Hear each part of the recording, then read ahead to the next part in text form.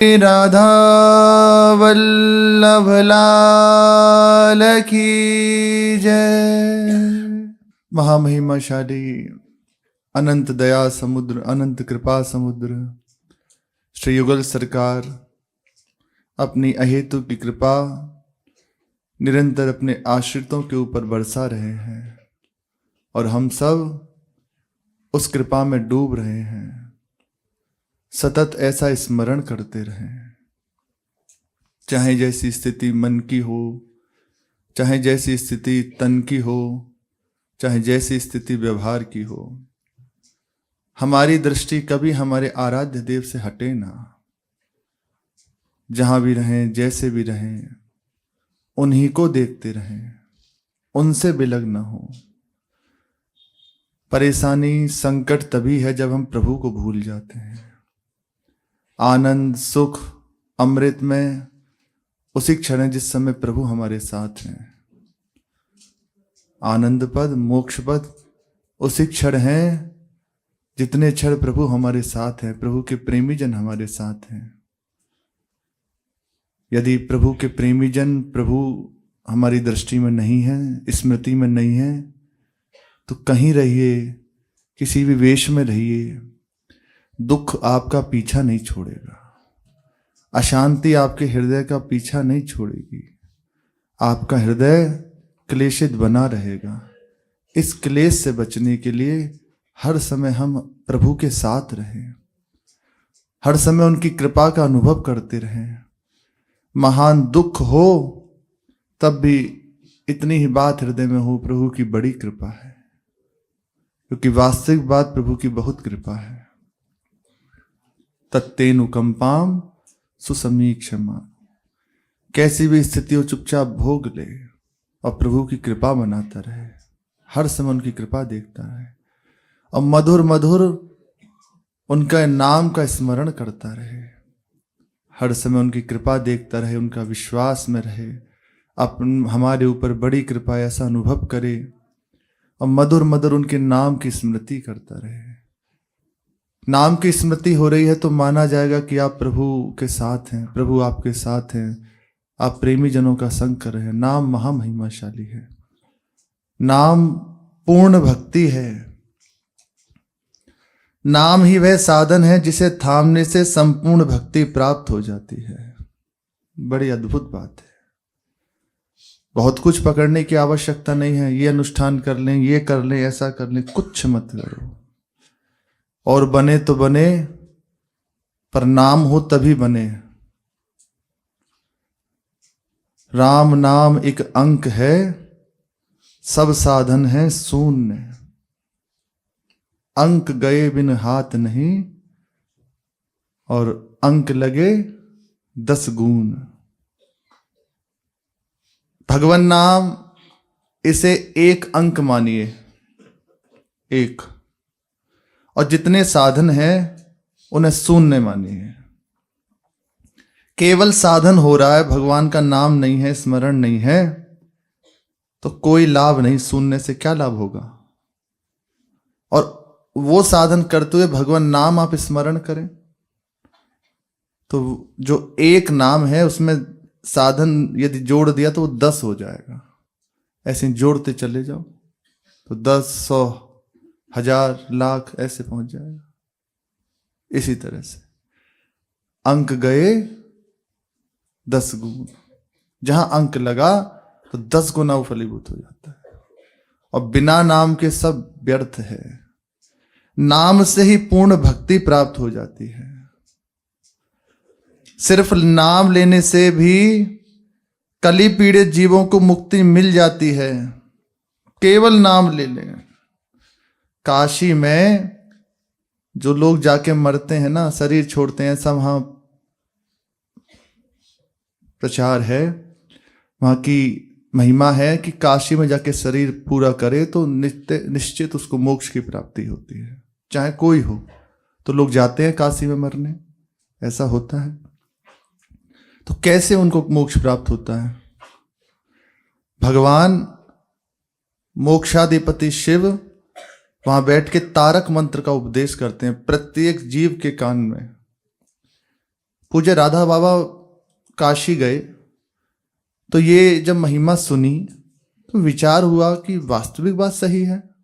अब यहाँ तो लाखों मच्छर हैं, चींटी हैं, सब है, तो फिर कैसे संभव है कि सबको मोक्ष दे देते हैं भगवान? कैसे? आखिर मनुष्य के कान में कह देना तो बात एक अलग है, पर एक एक चीज, बहुत छोटा छोटा जीव है, उसे कैसे देते हैं?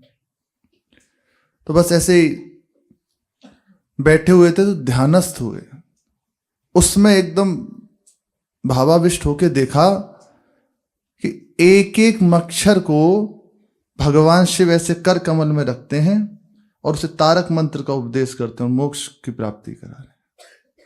प्रत्यक्ष देखा पूज्य राधा बाबा ने। ये तो जिस कोटि के महापुरुष होते हैं उन्हीं को ऐसी अनुभूति होती है।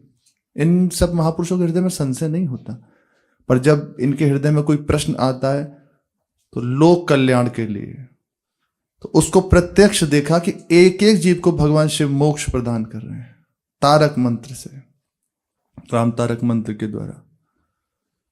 तुम पुनि राम राम दिन राति, सादर जपहि अनंग आराधे। सदैव माता जी के साथ भगवान शिव भगवान नाम का रटन करते रहते हैं, इसी से मोक्ष का वितरण करते हैं। भक्ति देने वाले हैं भगवान नाम से, संपूर्ण भक्ति नाम से मिलती है। मुक्ति भी केवल नाम से मिल जाती है। आप केवल नाम जप करते रहें, कुछ नहीं होता, बस जैसे हो तैसे नाम जप करते हो, निश्चित मोक्ष हो जाएगा, पक्का हो जाएगा। आपने नाम ले लिया एक बार, अब जीवन में दुर्गति नहीं होगी। वो नाम यमराज को भारी पड़ जाएगा। यमराज ने अपने दूतों से कहा हुआ है, जो भी कैसा भी हो नाम उच्चारण करता हो ना, उसे हमारे समीप मत लाना, वो हमारे क्षेत्र से बाहर हो गया, वो भगवान के क्षेत्र का हो गया। अब भगवान उसका हिसाब किताब देंगे। हमारे क्षेत्र से वो निकल चुका, अब हमारी अदालत में उसका फैसला नहीं, भगवान की अदालत में उसका फैसला होगा। केवल इसी कारणवश सभी लोग कलयुग को सर्वश्रेष्ठ मानते हैं कि नाम का प्रभाव जय को प्राप्त हो रहा है। कलयुग केवल नाम आधारा, सुमिर सुमिर नर उतर ही पारा। अन्य युग के जीव कलयुग में जन्म लेने की मनीषा रखते हैं, और ऐसा ही है। अहो अमिषा किमकार शोभनम, विचार करते हैं कि ये धन्य हैं लोग जो भारत भूमि में और इस समय जन्म लिए हैं। क्यों? गंगा जमुना का मध्यवर्ती क्षेत्र, भगवान की पुण्यप्रद ये तीर्थ स्थलियां, धाम, और इसमें रहकर भगवान नाम का जब, प्रभु के प्रेमी जनों का दर्शन, ये स्वर्ग में भी दुर्लभ है। बैकुंठ से अधिक है, ये बैकुंठ से भी श्रेष्ठ है। वहां कहां, एक जगह तो हमने पढ़ा कि परीक्षित महाराज को मोक्ष हो गया, उसके बाद वो पछताते हैं। देखो रसिकों की दृष्टि है, वो विचार करते हैं कि बैकुंठ में भी कहां श्री सुखदेव जी के मुख से जो हम अमृत पान कर रहे थे, कथा पान कर रहे थे, वो भी यहाँ कहाँ है? तो वो भी वहां बैठ के ललचा रहते हैं। ये विशेष महिमा वो केवल इस उपमंडल पे है, इसलिए यहाँ की महिमा है, एक ही विशेष महिमा है। गाय राम गुण गण विमल, भवतरे बिन ही प्रयास। संसार को यदि प्रपंच से निकलना है, संसार प्रपंच से, तो भगवान नाम का रटन, भगवान की महिमा का गायन श्रवण निश्चित बड़े आनंद के साथ नाचते गाते निकल जाएगा। कोई श्रम नहीं करना, बड़े आनंद से निकल जाएगा। केवल इतना भगवान नाम रटन करे, प्रभु के प्रेमी जनों का संग करे, प्रभु का दर्शन करे, प्रभु का उच्छिष्ट पाए, आनंद में, आनंद के साथ प्राप्त हो जाएगा प्रभु को सहज में। जो भी जीवन में उसके आता है अनुकूलता प्रतिकूलता, उसको सहज आए। प्रारब्ध को तो भोगना ही है ना, आनंदित होकर भोगता चला जाओ, पहुंच जाएगा प्रभु के पास। बड़ा सरल है। इसी कारण से कलयुग में जन्म लेने की मनीषा रखते हैं अन्य युगों के जीव भी। जो लोग नाम का आश्रय लेते हैं वे भगवान को भोग चढ़ाते हैं और शेष नैवेद्य को प्रसाद रूप में स्वयं ग्रहण करते हैं। एक और बड़ी अद्भुत बात है कि आप नाम का रटन कर रहे हैं, आपके पास इतना समय नहीं है कि मैं अलग से पूरा जैसे प्रभु को भूख लगता है, कोई बात नहीं, प्रसाद सामने है, बस एक बार चित्त में प्रभु का स्मरण कीजिए और नाम के द्वारा राधा वल्लभ लाल कीजिए, राधा वल्लभ श्री हरिवंश, राधा राधा ऐसा कीजिए, जय जयकार कीजिए और पा लीजिए प्रसाद। वो प्रसाद हो गया, अर्पित हो गया प्रभु को। बहुत महिमा है। शेष प्रसाद रूप में ग्रहण करते हैं, इसीलिए उनका आहार अपने आप ही शुद्ध और सात्विक हो जाता है। जो व्यक्ति सदैव नाम स्मरण में रहता है, उसकी स्त्री संग की वासना भी नष्ट हो जाती है।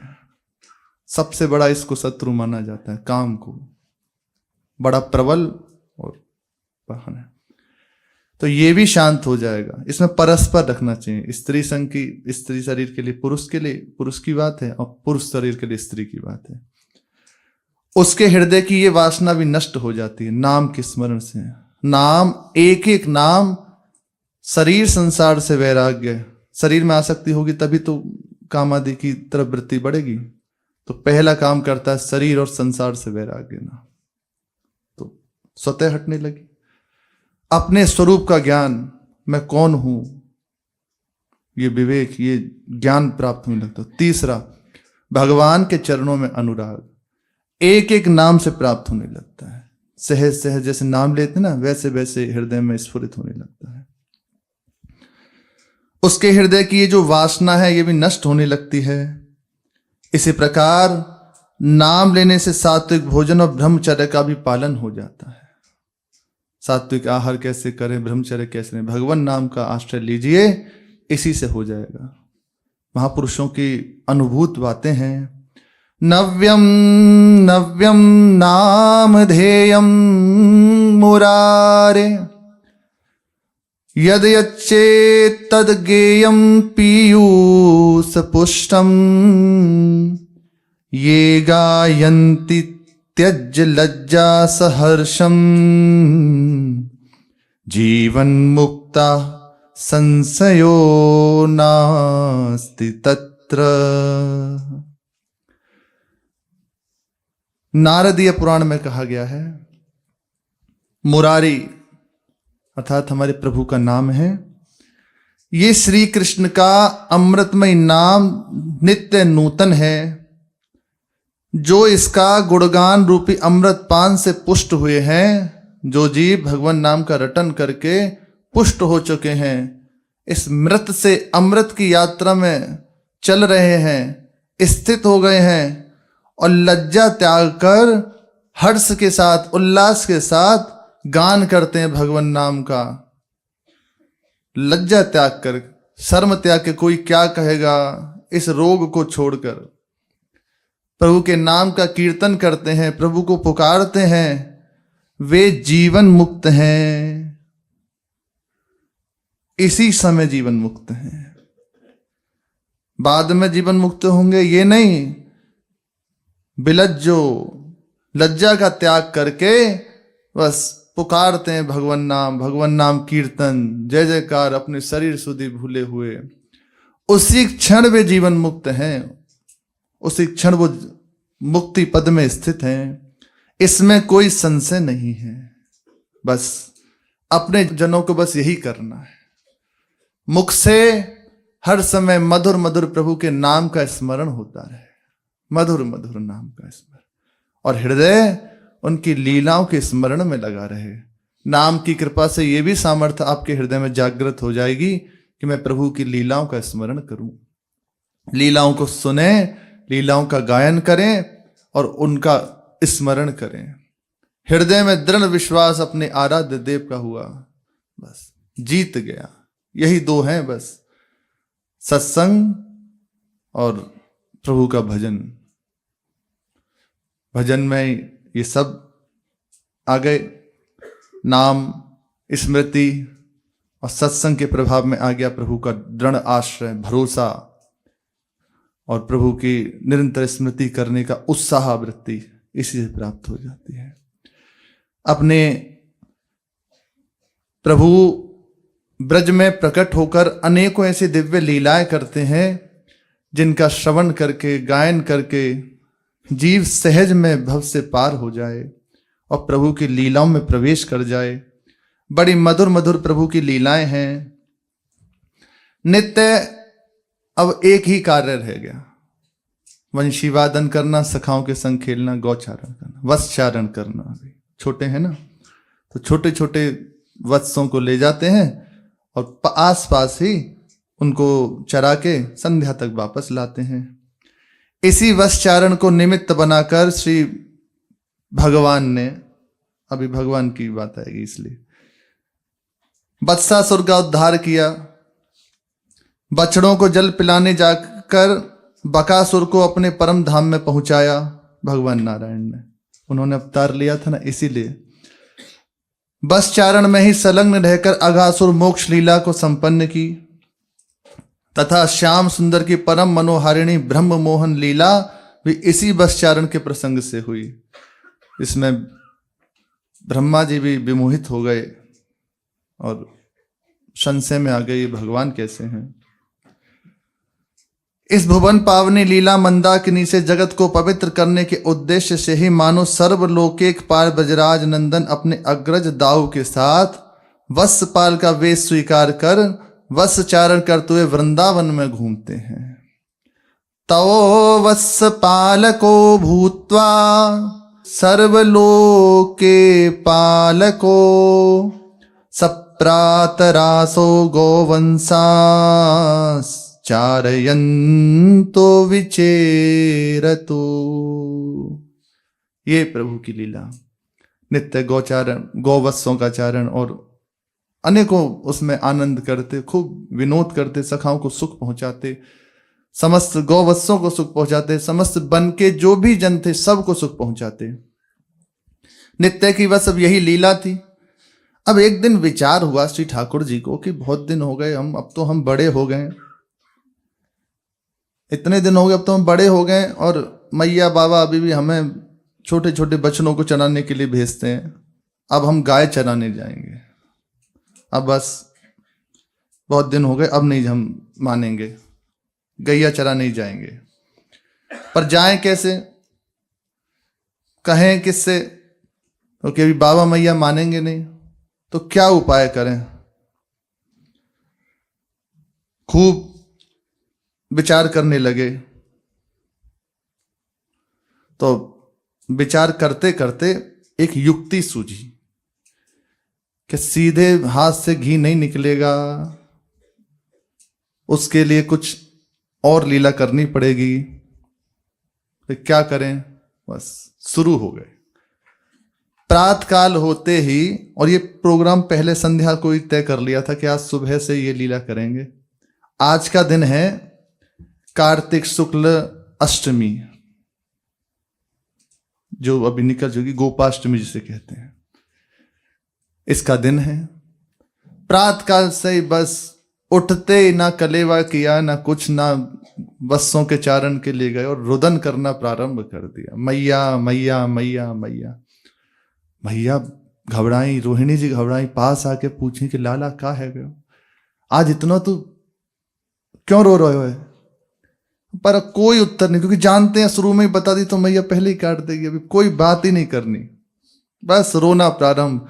आंखों से आंसू नहीं हो रहे, लेकिन जो काजल लगा उसको मीड़ मीड़ के पूरे मुंह पे फैला लिया।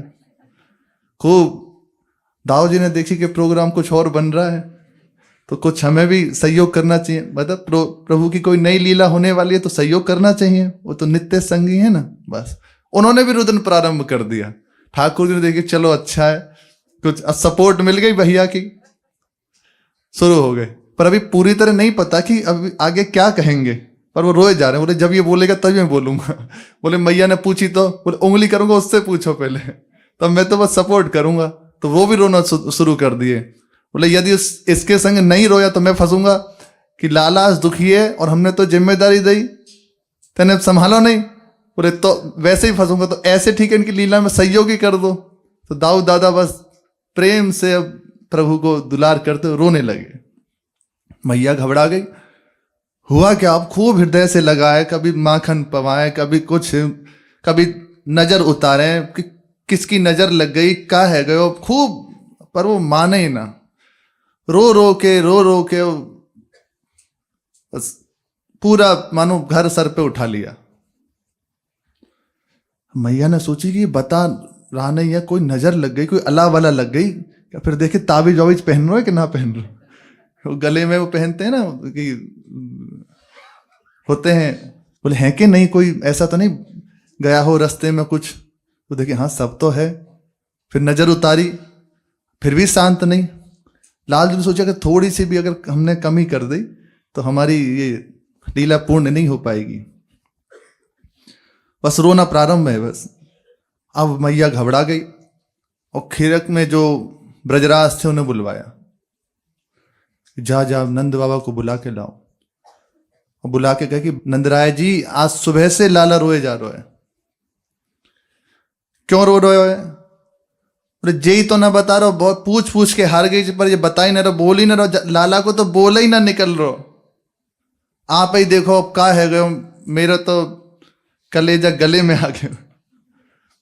और वो अब बाबा आए, लाला कन्हैया, उठा लिया, ऐसे दुलार करते गोद में बिठाया और वो पूछा कि क्या है आज सुबह से रोना क्यों प्रारंभ है, ना तूने कलेवा किया ना कुछ, क्या बात है? तो अभी एकदम से नहीं कह रहे। बोले एकदम नहीं कहेंगे, अभी थोड़ा और, अभी इनको जब तक हामी नहीं भरवा लेंगे तब तक नहीं। फिर खूब उनको अनुनय विनय की, लाला का बात है, बता तो सही कैसे बात है, अगर बताएगो ना तो जानेंगे कैसे, बता तो सही। फिर अभी रोना बंद नहीं किया, जैसे हिचकियां लेते ना, ऐसे हिचकियां ले तो कह रहे बाबा, और हिचकियां ले तो बोले बाबा मैं गाय चराने जाऊंगा। बोले बस इतनी सी बात। रोते रोते उन्होंने देखी कि हाँ चलो कुछ कुछ बात बन रही है। बोले बाबा मैं गाय चराने जाऊंगा, आज से ही जाऊंगा। बोले ऐसे ना ही जामे, अभी तेरी उम्र का है, 5 वर्ष की 6 वर्ष की, थोड़ा और बड़ो है जा। बोले बाबा खड़े हो गए, थोड़े चले फिरे, बोले हम बड़े है गए, अभी भेजो। बोले ऐसे ना, लाला गैया बड़ी हूं मैं, अब उन्हें संभालने वाला, और ऐसा ही गाय बड़ी बड़ी होती उनको संभालने के लिए चाहिए, अभी ना। मैया तो और घबरा गई कि अब जाने जिद पकड़ ली, जाको भेजना ही पड़ेगा। खूब समझा रहे, दुलार कर रहे हैं। फिर बाबा ने दूसरी युक्ति निकाली कि ऐसे नहीं मानेगा। क्या? कि देख लाला ऐसे ना जामे, कैसे जामे, वैसे ही करेंगे बताओ। कि देख पंडित जी आवेंगे, मुहूर्त निकालेंगे, फिर मुहूर्त जिस दिन को तय होगा वह दिन की इंतजार करेंगे, और इंतजार करके पूजन होगा, समस्त ब्रज में बधाई बांटी जाएंगी, ब्राह्मणन को भोज होएगा, फिर गायन को पूजन किया जाएगा, 13 पूजन किया जाएगा, फिर भेजा जाएगा, ऐसे ना। बोले अच्छा, बोले आज ही पंडित जी को बुलाओ, आज ही मुहूर्त निकलवाओ, आज ही सब गायन को पूजन करो, आज ही पंडितन को भेंट बांटो, आज ही करो जो करना, जाऊंगा मैं आज ही। लाला कैसी तू जिद कर रहा है? बोले ना है बाबा। अब फिर लेट गए और पैर पटक के रोना शुरू, और फिर से रोना उनका प्रारंभ हो गया। बाबा विचार करने लगे अब कहा करें। तो इतने में देखे कि दूर से श्री सांडिल्य ऋषि आ रहे हैं। हम तो विचार करने लगे जी आज ही आने थे इनको का। बोले कोई अंदर से पहले से प्रोग्राम है क्या इनको? बोले आज ही आना हो इन्हें भी। वो सीधे ऐसे चले आ रहे हैं नंद भवन की ओर श्री शांडिल्य जी, और आके नंद राय जी को आवाज दी। तो तत्काल जाके चरणों में प्रणाम किया, लाए और बिठा के अर्घ्यपाद्य आदि किया, सुंदर आरती पूजा की। फिर देखे कहाँ है कन्हैया, कहाँ है? रजे रहो। ये सुबह से बाबा रोए जा रहे हैं। बोले क्यों रो रहे है? बोले कह रहे है कि आज से मैं गाय चराने जाऊंगा। बोले बहुत बढ़िया, जय लिए तो हम आए हैं। बोले परेशानी तो जय है सबरी, हम जा भेजना ना चाह रहे और आप भी आज ही को उत्साह। बोले कोई बात ना, आज से ही। बोले फिर समझाया कि महाराज अभी लाला छोटो है, गाय बड़ी बड़ी है, उनको संभालने के लिए पूरा एक, चलो गौर बत्स थे उनकी तो कोई बात नहीं, छोटे छोटे बछड़े थे उनकी तो कोई बात नहीं, पर ये तो गाय बड़ी बड़ी है और लाला की अभी अवस्था भी ना है। बोले चिंता मत करो, बाकी व्यवस्था है, पूरी व्यवस्था है। ये कहा व्यवस्था है? आज का मुहूर्त बड़ा शुभ है, आज कार्तिक की अष्टमी है, बहुत शुभ मुहूर्त है। आज के दिन यदि गौचारण के लिए लाला को भेजा जाए तो बड़ा शुभ माना जाएगा, बहुत ही अच्छा होगा, और लाला को भी किसी की नजर नहीं लगेगी, कोई दिक्कत नहीं आएगी, कोई परेशानी नहीं आएगी। क्या अच्छा? बोले पर अभी हमारा मन राजी नहीं हो रहा। आप कह तो रहे हैं, आपकी बात में सनसनी, पर हमारे हृदय में थोड़ा सा है कि अगर कुछ ऊंच नीच हो गई तो क्या करेंगे। बोले इसकी व्यवस्था एक है, अब आपसे बड़ी ड्योढ़ी जिनकी है ना, उनका पूजन कर लो। वहां पूजन करने से निश्चित है, फिर आपको चिंता नहीं करनी, फिर जो भी घटनाएं जीवन में होंगी ना वो सब संभल जाएंगी, किसी की नजर नहीं लगेगी, लाला की कभी कोई हानि नहीं होगी। तो विचार करने का लगे नंद राय जी की ब्रज में तो सबसे बड़ी ड्योढ़ी हमारी है, सबसे बड़े जिनके यहाँ सबसे ज्यादा गाय उन्हीं के यहाँ। तो नंद बाबा के यहाँ सबसे ज्यादा गाय हैं, उनसे बड़ी ड्योढ़ी किनकी? एकदम याद आया है, एक और हैं, हमसे बड़े हैं, जहां राधा चरण बिलोडित रुचिर शिखंडम हरिम बंदे, एक ड्योढ़ी है ऐसी। तीर्थास्पदम शिव विरंचि नुतम शरण्यम भृत्यार्ति हम प्रणत पाल भवाब्दिपोतम बंदे महापुरुष ते चरणार विंदम। जो प्रभु हैं वो भी जहां मस्तक रखते हैं उनकी ड्योढ़ी है। बस तय हो गया। बोले वृषभानु बाबा की जो ड्योढ़ी है उसका पूजन कर लिया जाए, वृषभानु बाबा आज्ञा दे दें तो निश्चित ये जो भी तुम्हारे हृदय में चिंता है वो दूर हो जाएगी और कोई परेशानी ना आएगी। फिर एक और बात कही कि पूजन तो एक जगह है ही है, उसके साथ श्री वृषभानु बाबा की एक लाडली है श्री राधा, जो वृषभानु किशोरी हैं, उनके पास एक कांवरी है। ये श्याम सुंदर जो कांवरी धारण करते हैं ना, इसीलिए वो मानो श्री जी का ही स्वरूप है वो कांवरी, हर समय इसलिए लिए रहते हैं। वो कांवरी पे वो लाली ओढ़ लेटे है, पौड़े है। वो कांवरी यदि लाला को मिल जाए तो अजर अमर है कि वो काऊ की बस ना है कि जाके और देख सके। अच्छा, वह कांवरी में ऐसा का है? बोले वो कांवरी को आप ऐसे ही मत समझो, ब्रह्मा विष्णु महेश इन तीनों ने मिलकर बाकी तैयारी की है। और जब लाली को जन्म भयो ना तब वह लाली की भेंट दई, बहुत महिमाशाली हैं। पर वो इनडायरेक्टली कह रहे हैं कि महिमाशाली तो किशोरी जो हैं, वो सीधे कैसे कहें? बोले महामहिमाशाली हैं, उनके बिना ही अधूरे हैं। पर वो अब यही सब मिलन होना है प्रथम, तो तय हो गई। बाबा ने कही कि ड्योरी पूजन तक की तो बात ठीक है, पर मांगी वो कैसे संभव, हम कैसे मांगेंगे? बोले वो कोई बात नहीं, वहां में हम उत्तीर्ण हैं, वो काम हम कर लेंगे, मांगने वालों काम हम कर लेंगे। तय हो गई। सुंदर जो गायें थी उनको सजाया गया, परिकर तैयार किया गया, और लाला तो इतने प्रसन्न है कहें क्या।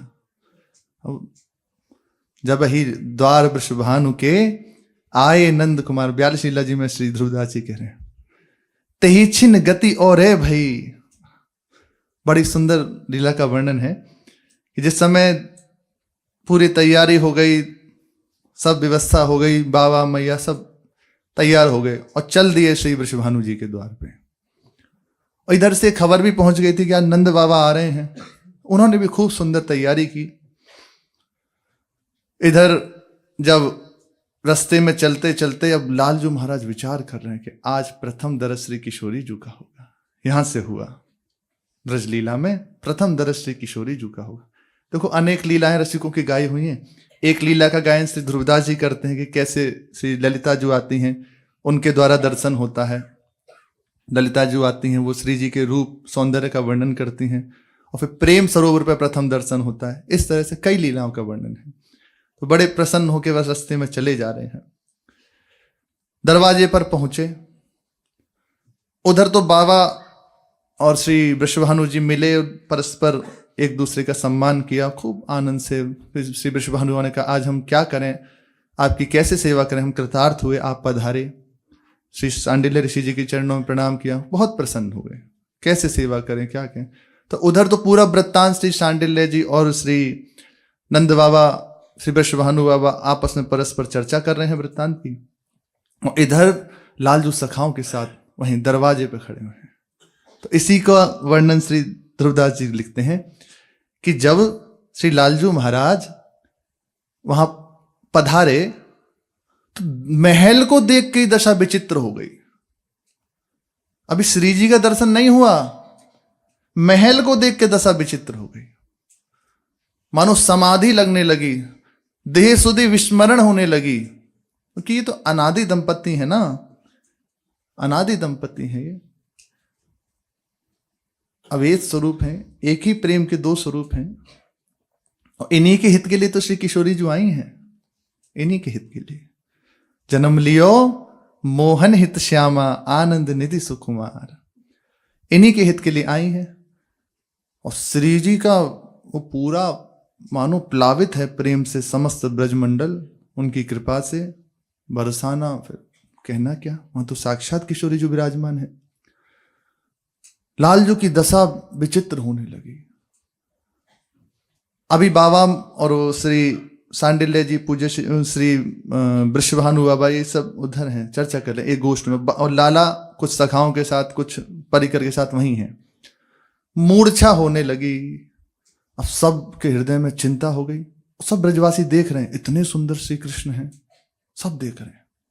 हृदय में चिंता होने लगी कि क्या हो गया, हाय हाय सब करने लगे कि हुआ क्या इन्हें। ये खबर श्री जी के पास पहुंची, क्योंकि सखियां तो सब अटारियों पे है ना। बताया कि आज नंद भवन से सांवरे सरकार पधारे, नंदगांव से, बाहर आपके दर्शन के लिए खड़े हैं। बस तनक झनक भनक श्रवणन परी, रही न देह समार, तेहि छिन गति और भई। जो ही श्री जी अपनी अट्टालिका पे चरण का नूपुर झनकार करते हुए पधारी, मानो वो समाधि में जा रहे हों, वो जैसे तैसे फिर जमाए। उनको सचेत किया, दृष्टि खुली तो बस प्रथम दर्शन हुआ, दृष्टि से दर्शन, ऊपर से वो देख रहे हैं। हल्की सी घूंघट की ओट में श्री किशोरी जी ऐसे हाथ से नीलांबर ऐसे पकड़े हुए हैं, ऊपर से बस देखा एक दृष्टि से, इधर से दृष्टि मिली, बस हो गए। मानो संजीवनी बूटी प्राप्त हो गई, दृष्टि से ही स्वस्थ हो गए। वहीं से नमन किया श्री लालजू महाराज ने किशोरी जी के चरणों में, और वहां से उन्होंने यहां से प्रारंभ। इधर जो बाबा थे, तीनों की चर्चा हुई, तय हो गया। बाबा भी, वृषभानु बाबा ने बहुत दैन्यता पूर्वक सत्कार किया और कहा कि जैसी आपकी रुचि हो, ये तो आपकी महिमा है, ऐसा आपका भाव है। पूजन कराया गया, ड्योरी पूजी, स्वयं लालजू ने ड्योरी पूजी। अब वो तो लालजू कहाँ वहां है, वो तो बाहर से क्रिया हो रही है, अंदर से वो बस पूरी तरह बस अपने आप को भूले हो, जैसे तैसे कराया जा रहा है। लाला यहाँ साथियों काट दे, लाला जहाँ पुष्प चढ़ा दे, लाला यहाँ अक्षत चढ़ा दे, लाला यहाँ माला चढ़ा, लाला देख इनके चरण छू, जैसे जैसे कहे जा रहे, यंत्रवत वैसे करते जा रहे हैं, पर वो है नहीं वहां। जैसे कमल के खिलने पर भंवरा वहीं आसक्त होकर बना रहता है, ऐसे ही बस वो तो गए, मन मधुकर सदैव किशोरी जी के समीप बना रहता है। पूजा हो गई, ड्योरी का पूजन हुआ। अब दूसरी बात नंद बाबा कह रहे हैं, अब दूसरी बात आप ही क्यों, ऐसे इशारे से बोले, हम नहीं कहेंगे वो बात, थोड़ा मांगने में थोड़ा सा अच्छा नहीं लगता, आप ही कहो। तब श्री सांडिल्य जी ने कही कि एक और कार्य करना होगा। बोले आज्ञा दीजिए। बाबा ने कही, वृषभानु बाबा ने, कि आपकी जो लाली है वो एक सुंदर कांवरी पे, काली कांवरी पे पौड़ती है, वो कांवरी और दिलवा दीजिए, वो कांवरी हमें चाहिए। बाबा ने कही कि अरे महाराज, हम तो नहीं दिलवा देते, नहीं बनवा देते हैं, जैसी आप कहोगे वैसी करा देंगे, और वो तो अब पुरानी हो गई है, वो लाली की प्रसाद, आप उसका क्या करें। बोले ना बाको, पुरानी पुरानी मत कहो, वो पुरानी उधरानी ना है, बाको दिलवा दो, वही कांवरी हमें चाहिए। बहुत पीछे पड़े, बहुत अनुनय विनय की, बाबा ने भी खूब कहा कि अरे ठीक नहीं है, लेकिन नहीं दिलवाओ, हम लाला को उड़ाएंगे, उससे ये निश्चिंत हो जाएगा। और उन्होंने बताया कि तुम्हें उस कामरी की महिमा नहीं पता, सीधी बात है तुम्हें अभी स्वामिनी की महिमा नहीं पता। इसलिए वो थोड़ा सा हेर फेर करके, क्योंकि प्रभु की लीला में तो वैसे ही सहयोग करना है ना, कि अभी तुम्हें इन दोनों की महिमा नहीं पता। पर फिर बाबा जैसे तैसे राजी हुए, वो कांवरी लाई गई। अब जैसे जैसे कांवरी, मानो स्वयं किशोरी जी पधार रही हो कांवरी के स्वरूप में। लालजू को कांवरी नहीं दिख रही, लालजू को स्वयं श्री किशोरी जी दिख रही है, सामने से वैसे चले आ रहे। और अपने हाथ से श्री शांडिल्य जी ने वो कांवरी श्री लालजू को धारण कराई। तब से काली कमरे वाले की जय, तब से वो काली कमली इसलिए श्री ठाकुर जी धारण करें। वो किशोरी जी का ही स्वरूप है, वो कुछ और नहीं है। उसी में अपने आप को छिपे हुए हर समय श्री किशोरी जी उस कमरी के रूप में साथ रहती हैं। वहां से श्री लालजू की गौचारण लीला प्रारंभ हुई किशोरी जी की कृपा से। बिना इनकी कृपा से संभव नहीं है। जब गिरिराज जी भी उठाए ना तो किशोरी जी की कृपा से। ब्रजवासी कहते हैं कि लाला ज्यादा इतराए मत, घमंड मत कर। जे एक ब्रज गोपी बोली कि घमंड मत कर कि हमने गिरिराज उठा ले। कछु माखन को बल बढ़्यो, कछु गोपन करी सहाय। श्री श्यामाजू की कृपा सो यान गिरिवर लियो उठाए। श्री किशोरी जी की कृपा से इन्होंने गिरिराज जी को उठा लिया। ऐसा देखो भागवत जी में बहुत संक्षेप में वर्णन है, लेकिन रसिकों ने उसको विस्तार से दर्शन किया, विस्तार से गायन किया। क्योंकि आसक्त चित्र श्री किशोर जी के हैं ना, तो उनको हर लीला में श्री किशोर जी दिखते हैं। बिना किशोरी जी के सब लीलाएं अधूरी लगती हैं। तो वो भले अब तक गौचारण कर ही रहे थे, ग्वारिया बने हुए थे, अभी अधूरा आनंद था।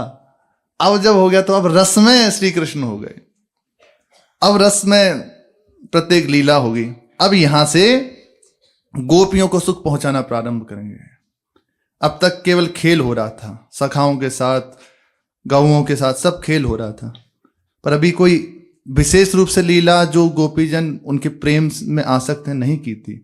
पर अब पनघट की लीलाएं हैं, दान लीलाएं हैं, और छद्मवेश की लीलाएं हैं, मनिहारिणी लीलाएं हैं, कभी चूड़ी बेचने वाले होते हैं। इस तरह की जितनी लीलाएं की ना अब शुरू होंगी यहां से, अभी तक नहीं की थी। क्यों? क्योंकि बिना किशोरी जी की कृपा से ये रस क्षेत्र में प्रवेश ही नहीं हो सकता। आधाय मूर्धन यदा पुरुदार गोप्य काम्यम पदम प्रिय गुण रपे पिच्छ मौली। बिना श्री जी कृपा के नहीं। रिझाया कैसे? श्री जी कृपा से। भावो सवेन भजताम रस काम धेनुम तम राधिका चरण रेणु महम स्मरामि। इन किशोरी जी के चरणों का आश्रय लेके से के पिच्छ मौली श्री श्याम सुंदर को, बोर मुकुटधारी श्री श्याम सुंदर को रिझा लिया। बिना इनकी कृपा के नहीं। जहां भी हैं इन्हीं से यत पाद पद्म नख चंद्र मणि छटाया विस्फूर्जितम किमपि गोप बधुस्वदर्शी पूर्णानुराग रसागर सार मूर्ति साराधिका मई कदापि कृपाम करोतु। इन्हीं की कृपा से, इन्हीं ने करुणा करी तब ये गोपी वल्लभ हुए। अभी गोपी जनों की लीला, इसलिए पनघट की लीला। किशोरी जी को जल भरने थोड़ी जाना है। लीला में भी, हम ब्रज लीला में भी कह रहे हैं, नहीं, वो साथ जाते ही इसीलिए कि श्री कृष्ण ये जो प्रकट हुए ना ब्रज में इन गोपी जनों को सुख देने के लिए, तो इनकी ओर देख लें, और यदि हम नहीं होंगे तो देखेंगे नहीं। इसीलिए बड़ी रहस्यमयी बात है, जिस समय रास का वंशीनाद हुआ, उच्चारण हुआ क्लीम का, तो समस्त गोपी समूह प्रभु के समीप दौड़ा आया। तो प्रभु ने एक बार, उसमें वर्णित है कि एक बार दृष्टि उठा के सबको देखा और फिर शांत होकर कहा कि इतनी रात्रि में क्यों आई हो? अच्छा, वन देखने का मन हुआ होगा, देख लिया, अब रात्रि का समय है, जाओ वापस जाओ। ये क्यों कह रहे हैं? भाई आपने बुलाया है, आप ही ने तो बुलाया है, आशीर्वाद दिया कि शारदीय रात्रियों में मैं तुम्हारी कामना की पूर्ति करूंगा, तुम्हारे संग रास करूंगा। प्रभु ने ही तो दिया। जब श्री कात्यायनी जी का व्रत किया 1 माह का, इन्हीं दिनों में, और इंतजार भी किया इतने समय का, अब मना क्यों कर रहे हैं? इसीलिए जब दृष्टि उठा के देखने का तात्पर्य यही है कि ये जब जब हमसे मिली तो किशोरी जी साथ थी, आज ये बिना किशोरी जी के चली आई हैं।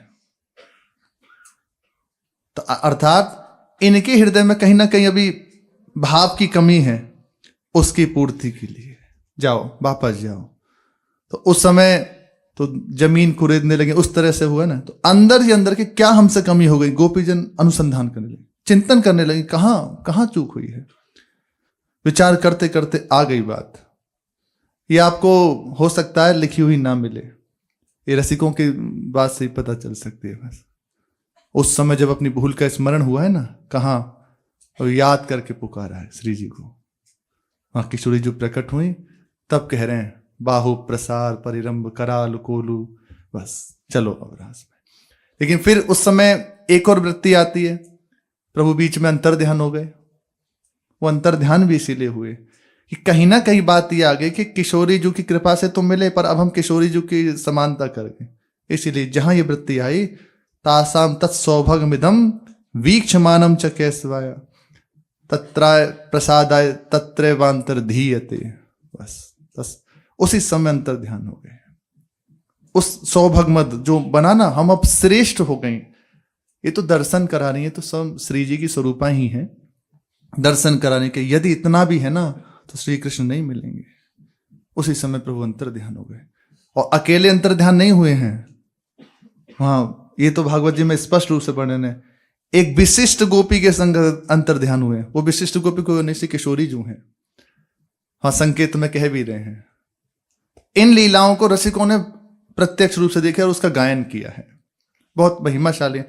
इस दर्शन के बाद, आज के दर्शन के बाद, अब यहां से गोपी वल्लभ की लीला शुरू होगी। यहीं से दान लीला है, मान लीला है, पनघट लीलाएं हैं, और कभी देवी पूजन लीला है, कभी सूर्य पूजन लीला है। सब बहाने किसी न किसी निमित्त से दर्शन करना। कभी छद्म लीला करके बरसाने जाते हैं श्री जी, कभी चूड़ी बेचने जाते हैं, कभी मेहंदी लगाने वाली बन के जाते हैं, कभी सांवरी सखी बन के जाते हैं। यहीं से वो है ना, पीरी पोखर वाला झूला जिसमें मोहनजू हुए थे ना श्री जी के साथ, सांवरी सखी बन के, वही इन्हीं लीलाओं से यहीं से प्रारंभ होती है। यहीं से प्रभु की आगे की ये सुंदर सुंदर मनोहारिणी लीला हुई, जिसमें सखाओं की अब लीलाएं थोड़ी होंगी, अब मुख्य रूप से ये लीला होंगी। इसी में कभी केवट लीला होती है माठ में, कभी कोई लीला है, अनेकों लीला इसमें की जाती हैं। उसकी चर्चा अपने जन आगे प्रभु की कृपा से श्रवण करेंगे। तो शेष चर्चा आगे। श्री राधा वल्लभ लाल की जय।